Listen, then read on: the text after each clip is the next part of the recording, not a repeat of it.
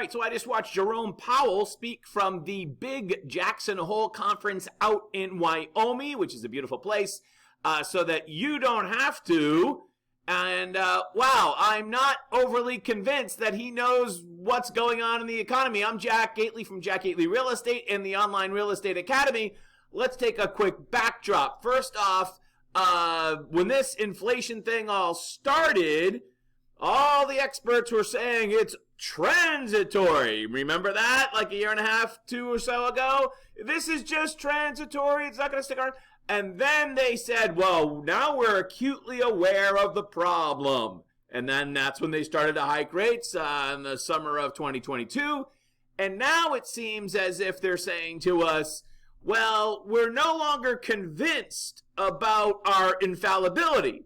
So we're going to proceed with caution, which basically means we know we might not be exactly right, but we ain't wrong. In other words, they really don't know what's going to happen. That's the message from Powell's comments today out of Wyoming. So let's listen to Jerome Powell and exactly what he said regarding housing in his speech this morning. In the highly interest-sensitive housing sector, the effects of monetary policy became apparent soon after liftoff. Liftoff, meaning the start of the rate hikes, and that's for sure. Look at the roller coaster we've been on since the rate hikes in summer 2022. Mortgage rates doubled over the course of 2022, causing housing starts and sales to fall and house price growth to plummet. Well, actually, here in Massachusetts, once we had the mini banking crisis in March, and the Fed was going to, hey, we're going to pump the brakes on this, we've actually seen prices go right back up. Growth in market rents soon peaked and then steadily declined.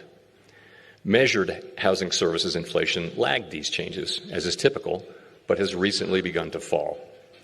This inflation metric reflects rents paid by all tenants, as well as estimates of the equivalent rents that could be earned from homes that are owner-occupied. Because leases turn over slowly, it takes time for a decline in market rent growth to work its way into the overall inflation measure. In other words, because we're the government and we can just observe things, what we're observing in the data that we're collecting is old. So hopefully this slowdown will be reflected in the current or the future data, maybe. The market rent slowdown has only recently begun to show through to that measure. The slowing growth in rents for new leases over roughly the past year can be thought of as in the pipeline and will affect measured housing services inflation over the coming year. So if you're renting right now, I wonder, do you think that your rent is higher or lower than it used to be? And is it okay with you that a reduction in rents is in the pipeline? Going forward, if market rent growth settles near pre-pandemic levels, housing services inflation should decline toward its pre-pandemic level as well.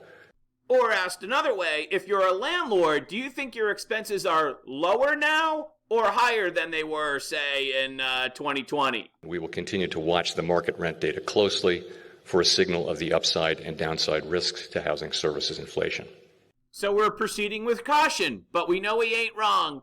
Yeah, it's lovely when your elites are so confident about what they're doing. I think we've been shown over the last several years that maybe the elites aren't as smart as we thought they were. There's a great book, I would recommend it to you. It's called The Best and Brightest. It's how the best and brightest got us into the Vietnam War.